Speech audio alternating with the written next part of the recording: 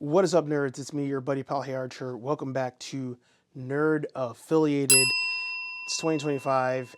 I'm freezing in my basement, but at least I have a basement to record in. And in the year of, or I should say, in the new year, it's the time of the year when you do resolutions. I've already messed up this intro. It's the time of the year where we do resolutions, and this year I want to actually commit to doing more toy reviews. You guys probably already watch other people's reviews. I'm just gonna do them anyway. To start off the year, I'm going to actually review something from a line I've been bashing for a very long time. It's been nothing but disappointments. I don't know how, but Justin Collects had this as his number one line of 2024, or at least the line he had the most fun collecting. And the only reason I picked up this figure was Shartimus Prime had this in his top 10 figures of the year. So when I saw this, I'm a sucker for abuse. I had to pick up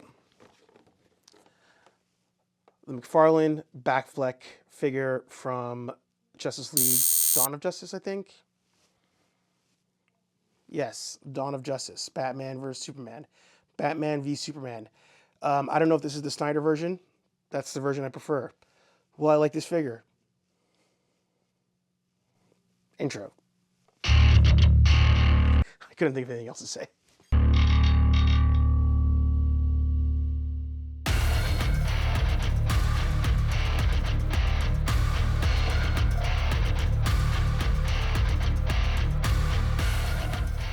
Okay, so welcome back to the channel. As I mentioned before, I've been bashing Todd McFarlane for the better part of 2024. It probably started even before that, but it kicked into full gear in 2024, and not for a lack of trying. If anything, McFarlane gets an award for trying his best in the class.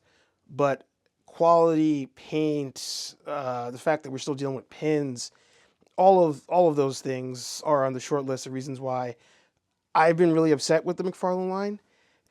When I saw this figure in the store today, I looked at it and thought to myself, there actually might be something different to this wave that I've not seen in a long time. Something very reminiscent of what I used to see. Maybe McFarlane is great again. So let's unbox this figure and, of course, do some comparisons.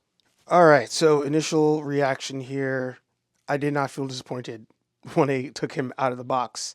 The paint applications on the figure are actually pretty nice. I have to say, you can color me impressed. The wear and tear on the armor is actually molded, not just painted.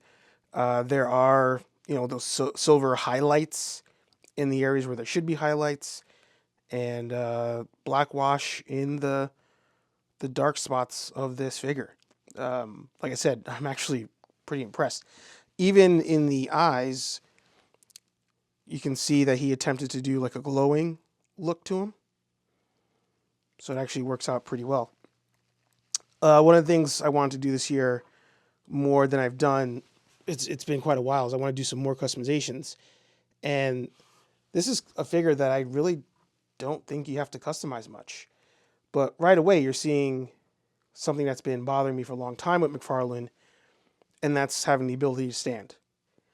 One of the reasons why I have my photo area here set up is I was having issues getting my figures to stand. And he seems to have that problem as well. The cape is wired, which is nice. Another standard I think that should be a thing in 2024 is having wired capes. I saw that in the Shartimus Prime video, so again, that kind of like leaned me in the direction of wanting to pick up this figure. So it's pretty nice. I have to say I'm actually quite impressed. Now, every time I pick up a McFarlane figure, there's an immediate comparison. And it's to one of two figures. One of those figures right now is Cyborg. Cyborg is the only other, I guess, robotic body type I have in the McFarlane line. Up until last year. But he was my first McFarlane pickup. I believe. It's been so long. And I love this figure. This Cyborg figure, to me, is top 3 McFarlane figures ever made. Stands up, no issue. This is supposed to be a more like realistic leaning version of Cyborg from Teen Titans. Sorry about the focus. But it's amazing. It's amazing. The only complaint I had about that figure was the cannon weighs the arm down. You can't keep the arm up. Whatever. But this has been a gold standard for so long. Seeing this next to this, I could see an upgrade here. I can see this Batman figure changing my opinion of potentially my favorite McFarlane robotics type character. Now, after time had passed and had given up on McFarlane, I had made a second robotics type character purchase, and that was Steel here. One of the worst figures I think I've picked up ever in my life. When I unboxed Steel, I was utterly disappointed. He can't stand right now, so he's going to go back here against the wall. And I'm going to just turn the camera towards him. One of the worst figures I've ever purchased. I wanted the Mafex Steel. All the pictures I've seen of the Mafex Steel are amazing, but when I saw that Todd was releasing one, once again, I kind of thought, maybe Todd has changed his ways. This is a character I've always wanted in action figure form. I've cosplayed this character. I'm going to pick up the Steel. And picked it up, opened it, and it was complete garbage. Complete garbage. So, I say all that because this Batman figure seems to be a turning of the page. So far. I do have one other Batfleck figure, and that was, or is, him from the multi-pack of Batman figures that came out. But upon seeing these two together, I think they suit quite nicely on the shelf. I easily could believe this is the same person in armor standing higher off the ground. Yeah. Figure's great. I can't believe I'm saying that in 2025. I can't believe I'm saying that I'm enjoying a McFarlane figure, and I haven't even photographed it yet, which is what I'll be doing after this, and I'll show some of those at the end. If you do follow me on social media, you would have seen I picked him up today and saw the entire wave. They must have just put it out at Target. And surprisingly enough, the Platinum Edition, which, Man Collects is correct, Platinums are pretty much commons at this point. But the Platinum version of the figure had one variation to the figure itself. And that was the right side of the face had a green shading to it, because he came with the spear with kryptonite that you can put in his hand and pretend like you're killing Superman off. I don't know if the Platinum figures cost more than regular figures anymore. I don't know if that's still a thing, or if it ever was a thing. I thought it was at some point. However, I was going to get that for the accessory, but the green spray paint, it would ruin any kind of photograph you're trying to do that doesn't involve the spear. So if you yourself are on the fence, if you do need to make your own spear, you can. And if you want the green glowing effect, they sell these things called LED lights. And you can always change them and change the colors.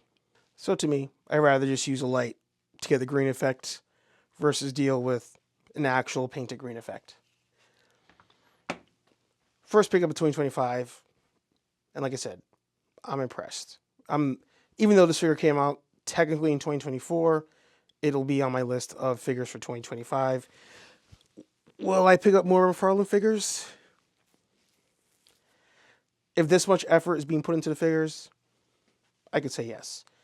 I kind of wanted that Superman statue figure that was also a Platinum.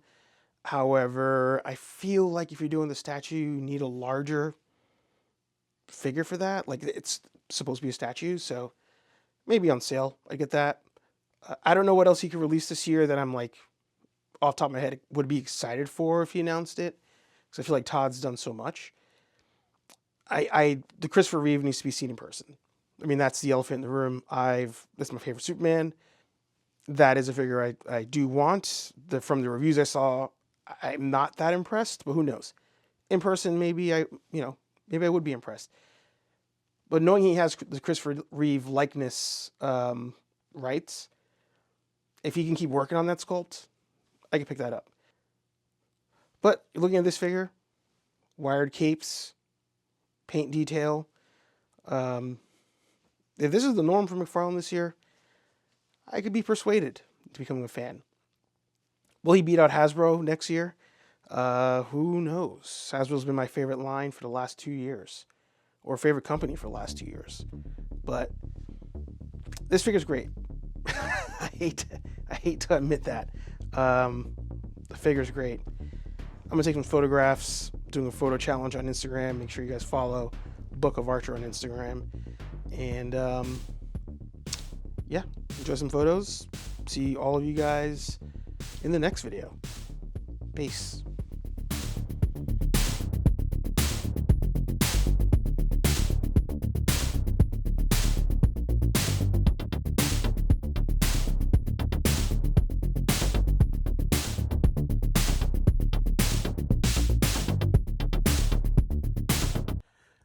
Editor's note, it took me 9 years to get this guy to stand up just for like 4 pictures.